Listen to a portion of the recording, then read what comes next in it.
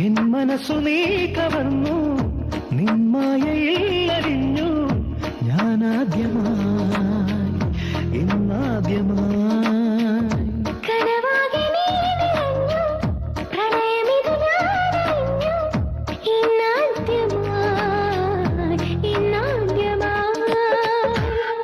വനശലഭം പോലെ ഞാനും ഒരു പനിമേൽ പൂവായി നീയും പാൽനിലാമേട്ടിലെ കുളിരിലാദ്യമുണരും.